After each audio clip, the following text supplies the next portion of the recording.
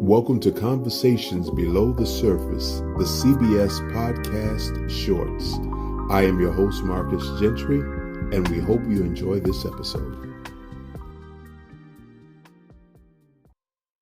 Have you ever been in a conversation with someone and at a certain point they say something like, "Can I be honest with you?" Or "Let me be honest."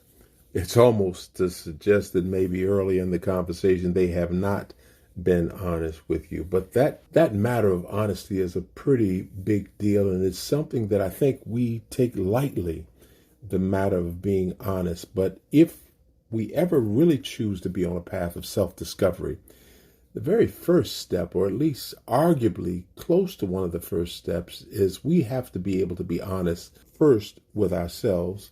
Then, of course, in growth and development, it would have to do with being honest in our character with other people. Now, I say it's arguably one of the first things because I strongly believe that passion or having a desire for doing something is very critical and one of the first things as well that you must have in place to do something. You have to have a desire to want to do it, but you have to be willing to be honest with yourself. And that's right up there near the top with number one of the first things to do. But it's difficult for some people to be honest with themselves, even though it's necessary. So when you're not honest, what it means is that we're operating with a farce, a mask on, and it's not about fooling somebody else, it's about fooling ourselves. And as long as we wear that mask of denial, or we're not able to truly look in the mirror and be honest with ourselves on every level, honest with ourselves physically, where we are mentally, emotionally, spiritually, where we are morally, where we honestly are, until we can truthfully look at that. And honesty can go kind of parallel with being truthful. That's until we're able to look at that, we're not really going to be able to make the necessary changes, because we're operating from and through a facade or mask. And that's how people sometimes are operating with us, through the mask that we have presented. That veil is able to take on so many faces to keep us from seeing ourselves. So, and it goes under the category of denial about being who we are and about being honest. So the simplest form is just, we can't see ourselves, even though there's obvious evidence that shows that we either need work in certain areas or we have problems in certain areas. And there's obvious evidence of that. And we're just in denial about it and denying that even exists.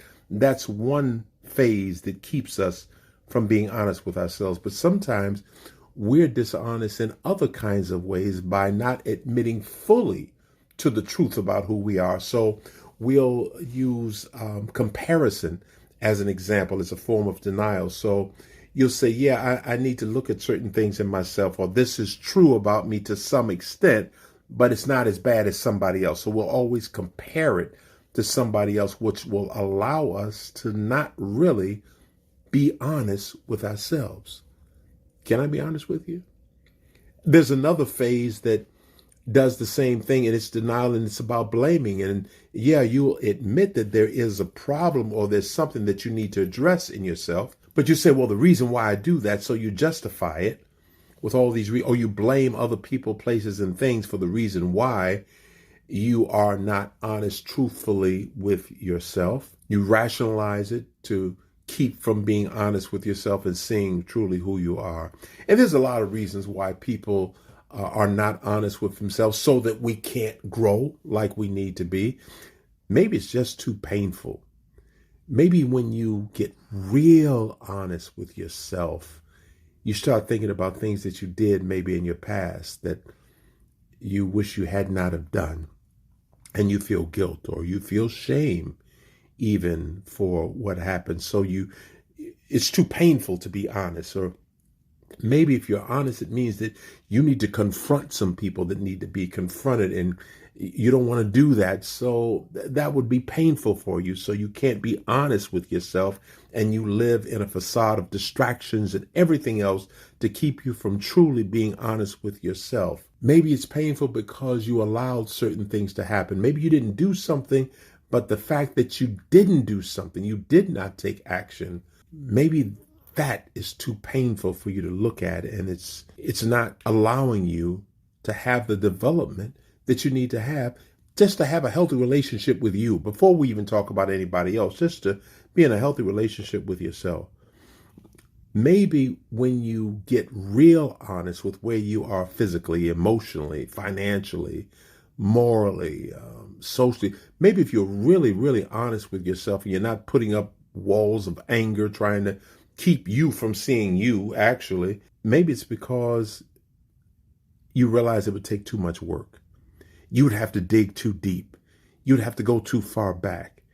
You might have to have conversations that you don't want to have with people. You can't use the excuse of ignorance. I just didn't know anymore. And maybe that excuse of ignorance has allowed you to go for a long time because, well, you've just not been really honest with yourself about your relationship and your role in things not working or your role in things not happening the way they should have happened in terms of finances or conversations or anything in life. Maybe it's too much work and you can't use the excuse of ignorance anymore. Can I be honest with you?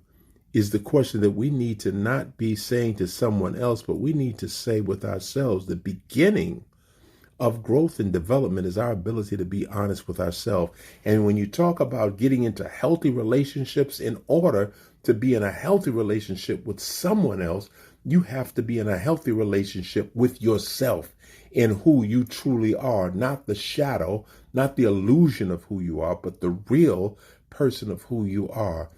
You have got to ask yourself, can I be honest with me? Because that's the beginning of growth. I wish you success. I wish you the courage to be able to ask the question, get the answer, and do the work that's necessary that only can come when you're really honest with who you are. Then you can be honest with others. Thank you for listening to this CBS Podcast Short. If you would like to hear more on this topic, please email me at respect@marcusgentry.com. And don't forget to check back for new episodes.